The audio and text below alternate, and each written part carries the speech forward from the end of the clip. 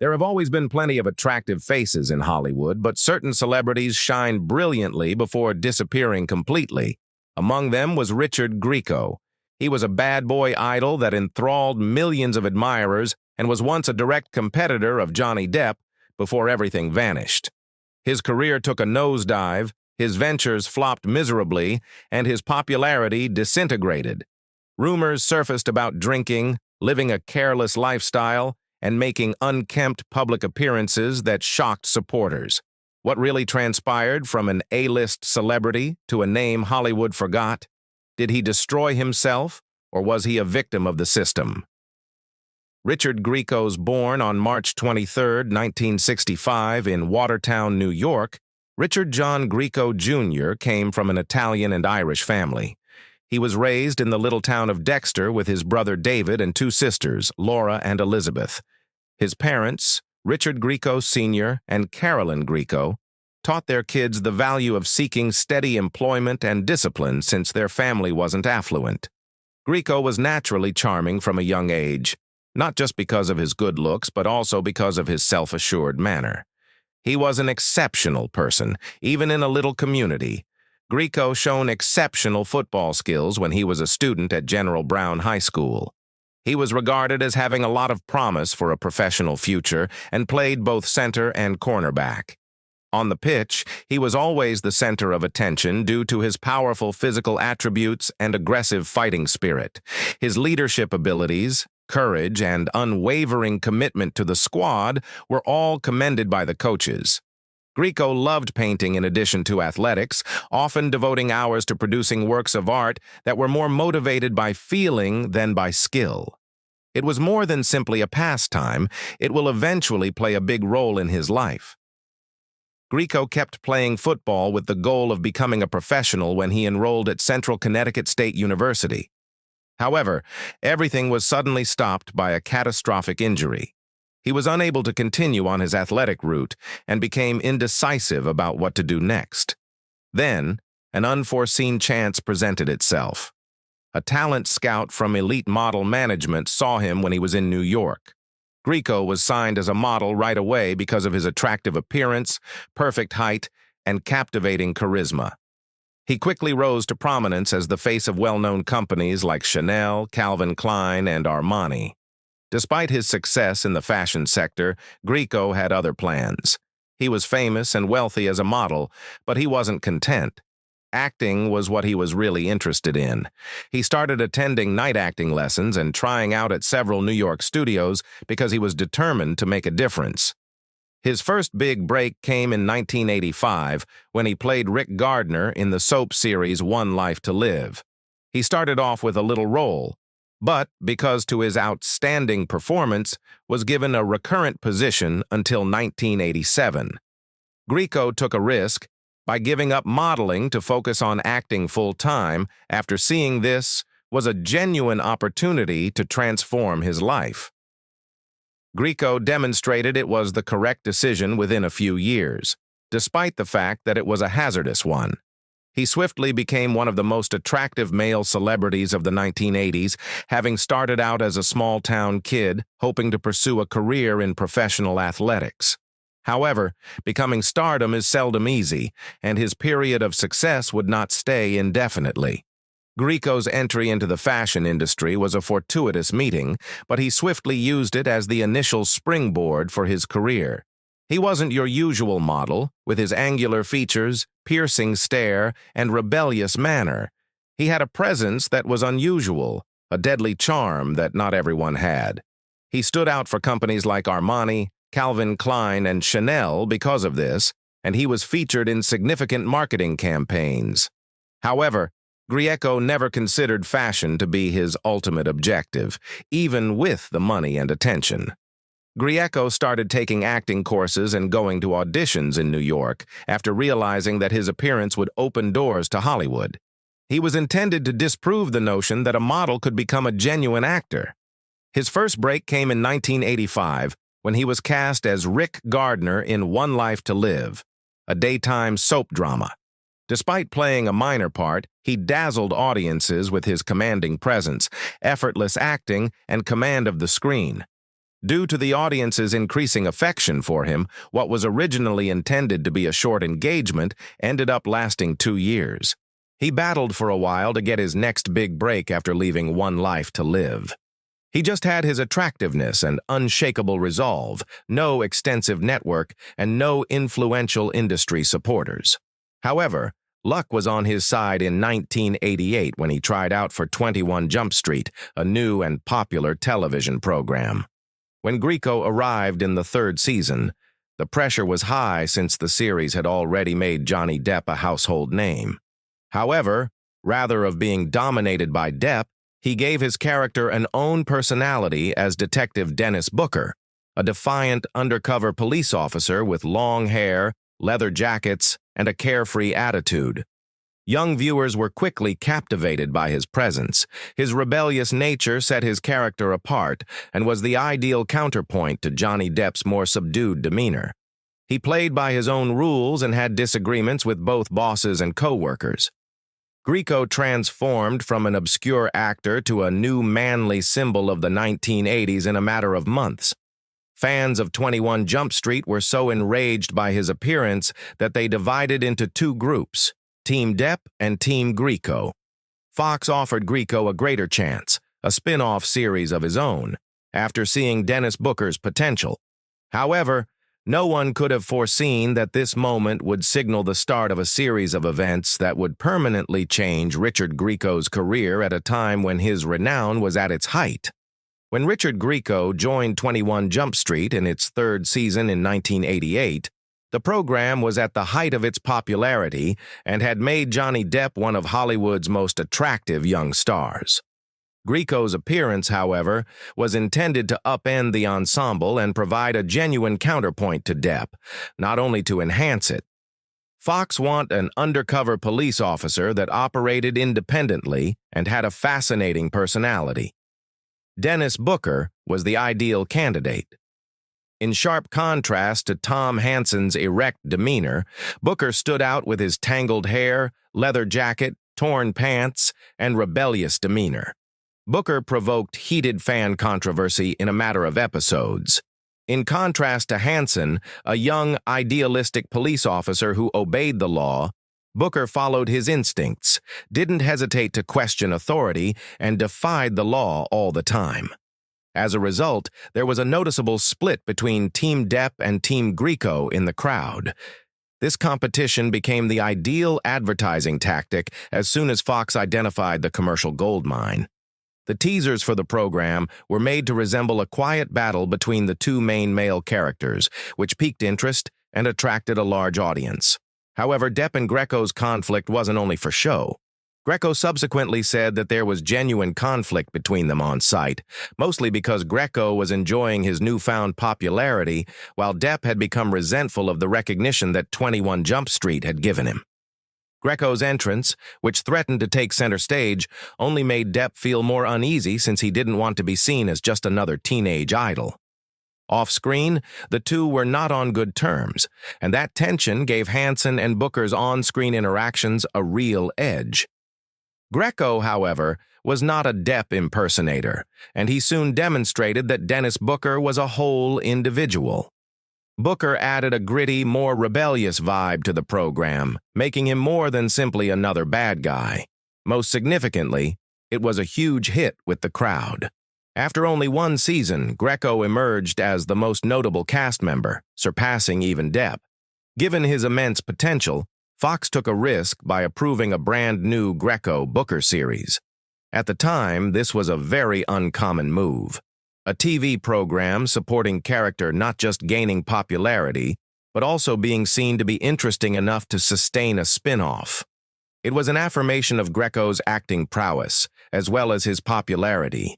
In a matter of years, he went from being a model to an actor, and was now the star of his own television show. Grieco's success, however, wasn't only spectacular, it also came with a lot of pressure and expectations. Could he keep up the pace now that he was out of 21 Jump Street, or would this be the first and only high point of his career? Richard Grieco's ability to become a real superstar would be determined by Booker, the final test he would have to endure. Booker, which debuted in 1989, followed Dennis Booker after he quit the police to work as a private investigator for a big company. The show had a bright, disobedient protagonist who broke all the norms, and it had a contemporary noir aesthetic. This was a brand new tale that was bolder, darker, and focused on situations with deeper psychological depths rather than a spin-off that was clinging to 21 Jump Street. There was a lot of promise in Booker's first few episodes. Grieco remained a captivating presence, adding a cool, surprising edge to the bad guy persona. His ratings remained relatively steady, and Fox persisted in positioning him as Hollywood's next major contender. However, a power struggle behind the scenes led the program to a complete collapse just as it was starting to gain traction. Booker was a success in terms of both substance and audience, despite its one-season run. The program maintained a steady viewership and contributed to Grieco's further rise to prominence on television. So why was it called off? Fox and producer Stephen J. Cannell, the brains behind 21 Jump Street and Booker, are at odds over the solution. Cannell refused to cede the foreign broadcasting rights to Fox, who sought complete control. Booker had the chance to become a multi-million-dollar property in foreign countries, since 21 Jump Street was already a worldwide success. However, Fox decided to resolve the dispute by canceling both series at the same time when Cannell refused to give up the rights. Grieco was really a pawn in this commercial purging, which had nothing to do with quality. Even worse, Grieco was unaware of the power struggle going on behind the scenes until it was all determined. He said in subsequent interviews that he was never given the opportunity to preserve the program. There had been no opportunity for bargaining since the choice had been taken long before. He formerly starred in his own television show. He had nothing the next day. This wasn't simply the first significant setback in Grieco's career. It was also a sobering reminder of how cruel Hollywood can be. Richard Grieco, cast aside by television, had little time to lounge around and mope when Booker was canceled. A year after that devastating setback, he made his big-screen debut in If Looks Could Kill, 1991, a James Bond-style action comedy aimed for a younger audience.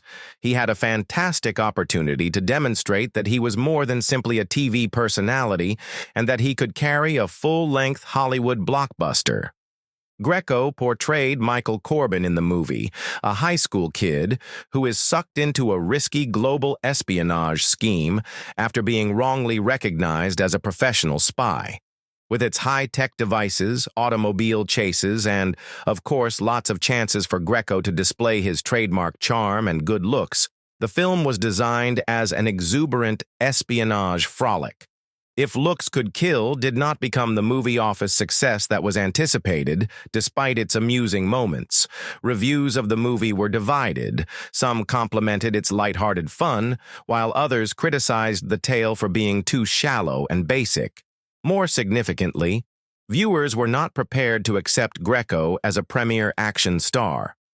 This film wasn't powerful enough to dispel his too strong association with the Dennis Booker character. Grieco continued to strive to prove himself, nevertheless. He returned a few months later with Mobsters, a much more grandiose endeavor. Mobsters was the true chance for him to demonstrate his versatility as an actor if Looks Could Kill was a failed venture. Some of the most attractive young actors of the day, including Christian Slater, Patrick Dempsey, Costas Mandylor, and Richard Grieco, were in this mafia crime movie. He portrayed one of the most iconic real-life criminals in America, Bugsy Siegel, who was renowned for both his slick charm and savagery. Grieco had to play two opposing sides in this part, which was the most complicated one he had ever played, the ruthless murderer and the dapper, gorgeous gentleman. The movie was marketed as a young version of mafia classics like Goodfellas and The Godfather. However, it was unable to live up to the imposing legacy of those cinematic giants, even with a talented ensemble. Grieco's performance received notably more good reviews than his prior performances, despite the fact that the movie itself didn't win much praise. He demonstrated that he could play multi-layered characters with genuine dramatic weight, and that he was more than simply a gorgeous face. After that, he failed to obtain any significant parts and slowly started to lose his hold on the Hollywood limelight. But he turned swiftly to take a different route. Grieco created the Dunmeyer Band and secured a recording deal with the German label Edel Record Company in 1994, looking for a fresh path when his acting career started to stagnate. Given that he was still more well-known as a television actor than a genuine musician, it was a daring decision. In an attempt to start a new phase of his career, he released Waiting for the Sky to Fall, 1995, a year later. However, things didn't work out as expected. The record did not become a financial success and did not establish him in the music business, even if there was considerable curiosity from devoted followers. It seemed that the people still preferred to watch Grieco on film rather than behind a microphone, and no one considered him a real singer. In an effort to break the mold and demonstrate his musical prowess, he established Wasteland Park in 2004. The band didn't have any successes, didn't get any notice, and couldn't help Grieco get over the shadow of his acting career. Grieco finally came to terms with reality after years of trying without success. He abandoned music, abandoned the recording studio, and focused on other interests. Despite his lack of success, it demonstrated that Grieco was more than simply a fortunate celebrity. He was a genuine artist who was not scared to try new things, even if it meant failing. If music was an unsuccessful venture, then Richard Grieco's true calling was painting. Hollywood's aspirations and the stage lights vanished. He was able to convey emotion in its most unadulterated form, unencumbered by external constraints, via art.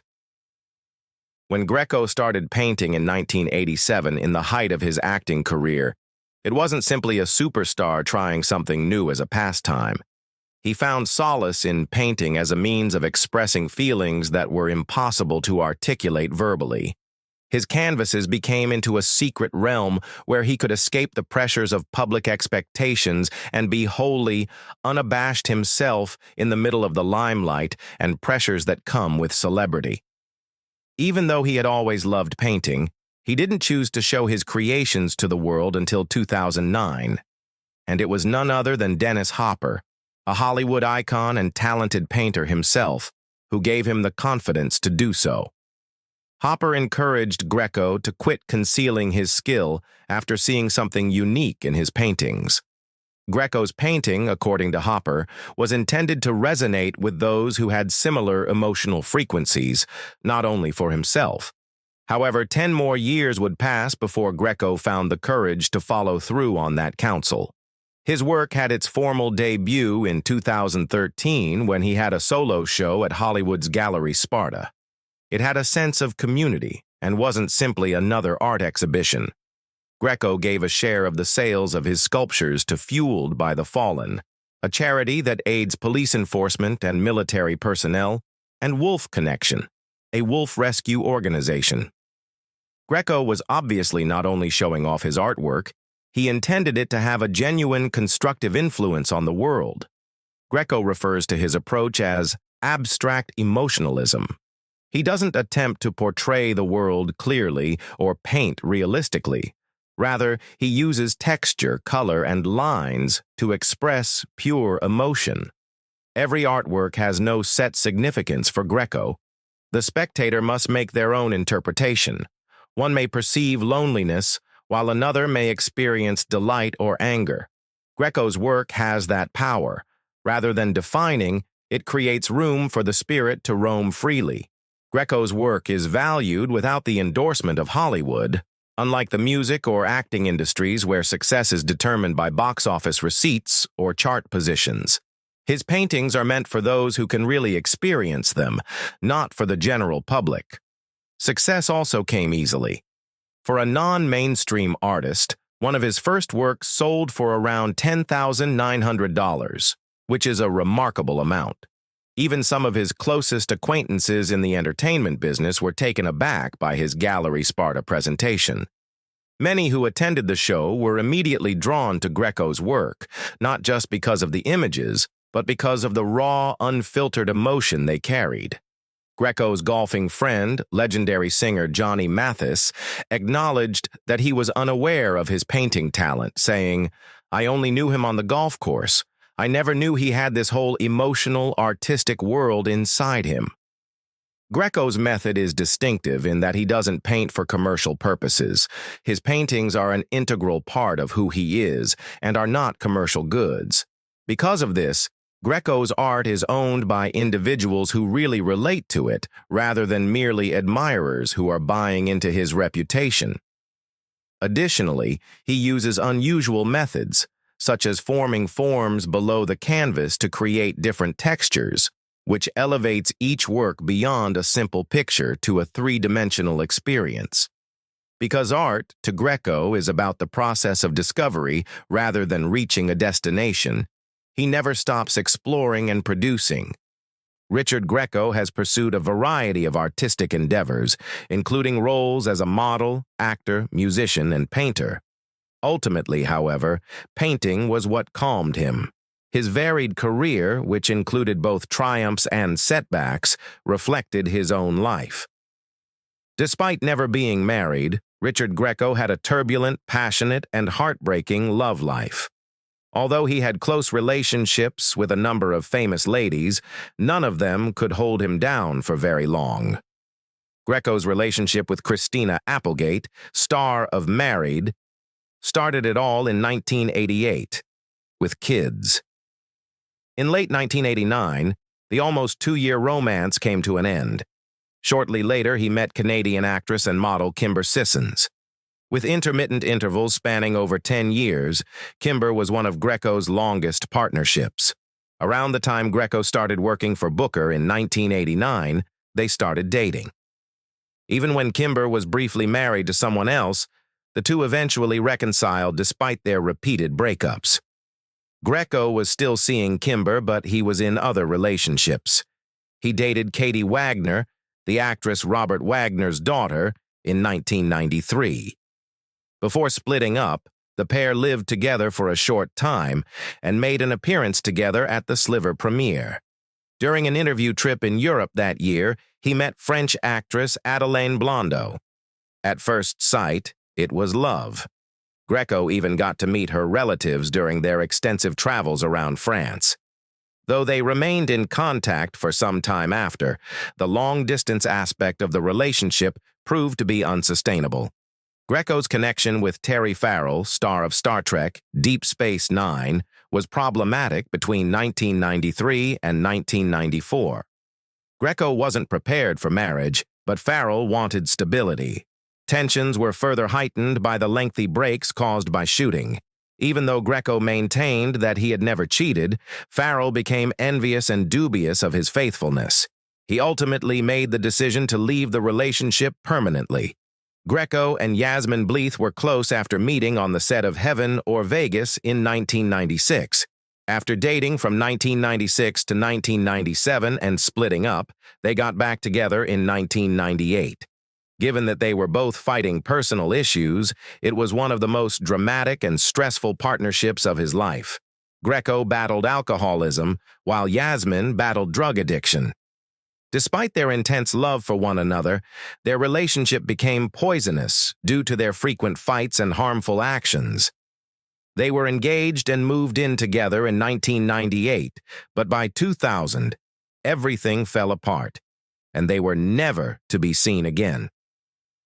Grieco had another short meeting with Kimber Sissons before to reconnecting with Yasmin in 1998. This meeting resulted in the birth of their son, Dylan Justice Sissons, in May 1999.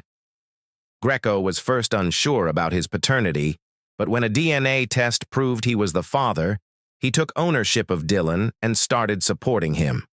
However, Kimber decided to pursue legal action in 2003 when it was revealed that Grieco had been late on child support for almost a year. Grieco swiftly sold the home to pay off the loan, but she still planned to foreclose on his residence. In an effort to make things right, he also got Dylan a variety of Christmas presents. Despite their lengthy relationship, Kimber and Grieco never got back together following their last split in 1998. Grieco and Stephanie Nisnik, who is well recognized for her performance in Everwood, started dating again in 2001. Although they kept their personal lives discreet, they were often seen together at charitable functions. They seemed to be one of the few steady relationships in Grieco's otherwise tumultuous life for a number of years. But in 2007, they secretly broke up without providing a public reason. In Germany, there were rumors that they had a daughter together in 2003. However, their friends and relatives refuted the information. Grieco had short-lived romances, such as one with his Mobsters co-star Lynette Walden, in addition to his longer-term partnerships. After a brief period of dating, she moved in with him, and the two even were engaged before splitting up. Even though Richard Grieco had a lot of well-known romances, he never got married.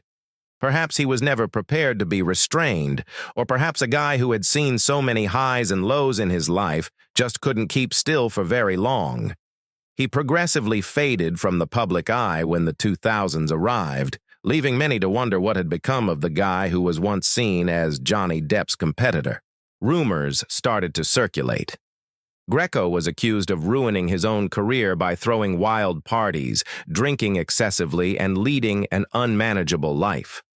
Others thought he had just lost interest in performing or had been sidelined by a Hollywood that was always looking for new actors.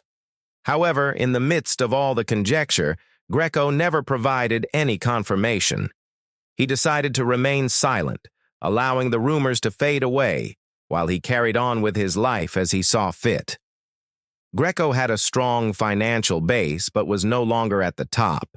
With earnings from his artwork, minor projects he's worked on throughout the years, and royalties from 21 Jump Street, Booker, and other movies, his estimated net worth is about $4 million. Richard Grieco may not have maintained the enduring fame that others of his contemporaries did, but his impact cannot be denied. Not only a supporting character, Dennis Booker in 21 Jump Street rose to fame as a late 80s bad boy, setting the stage for later on-screen representations of disobedient police officers. Grieco's star power at its height was shown by Fox giving him his spin-off series, Booker, which is uncommon for a supporting role. Even if his film career didn't take off as planned, films like If Looks Could Kill and Mobsters are nonetheless recognizable to those who grew up in the 1990s. Since 21 Jump Street and Booker included a lot of well-known modern songs, Grieco also helped to contribute to the expanding trend of fusing rock music with television. Grieco had a lasting impression on the art world even if his music career didn't take off. He gained recognition in the art world for his abstract emotionalism approach, which prioritized unadulterated feeling above tangible representation. In addition to fetching great prices, his paintings provided a novel viewpoint on how art might transcend conventional limitations. Above all, Richard Grieco is a symbol of a generation of celebrities that forged their own paths rather than following Hollywood's idealized standards. He lived life on his own terms, whether in the front or behind the scenes, and left a lasting impression as a multi-talented, rule-defying artist who was always seeking new ways to express himself. Even if he isn't as well known on television anymore, Richard Grieco is still involved in the arts and follows his hobbies. He now resides in Los Angeles, where he works mostly in his own little studio. His primary interest is still painting, and he often hosts shows including pieces in his own unique brand of abstract emotionalism. Grieco is able to support his creative career independently of Hollywood because to the high prices at which his paintings are sold and the collectors they attract. In addition to painting, Grieco continues to work as a producer and director on independent motion pictures. Additionally, he often attends Comic-Con events, where he interacts with devoted 21 Jump Street and Booker fans. He is active on social media, particularly Instagram, where he posts updates on new projects, artwork, and peeks into his daily life in an effort to keep his following interested. Grieco may no longer be in his prime, but his powerful personality and brooding appeal endure.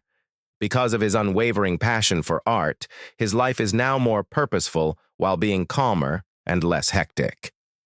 Once a Hollywood legend, Richard Grieco decided to vanish rather than struggle to maintain his position of prominence. This was not because he failed, but rather because he desired a life free from celebrity and other people's expectations. No frenzied clutching to the stage lights, no marriage, no attention-seeking. He made that decision. Was that the correct decision, though? According to some, he lost everything. Perhaps, however, he discovered something far more worthwhile in retrospect. A life lived according to his own terms. He was free of Hollywood's influence and no longer had to win over anybody except himself. How do you feel about the lifestyle of Richard Grieco? A life full of passion and freedom, but without marriage or celebrity. Is it in and of itself a success or a loss? Leave a comment below with your opinions. Don't forget to check Richard Grieco's Instagram profile, press like, subscribe, and follow us as we continue to unearth the most intriguing Hollywood tales if you want to stay up to date on his most recent endeavors.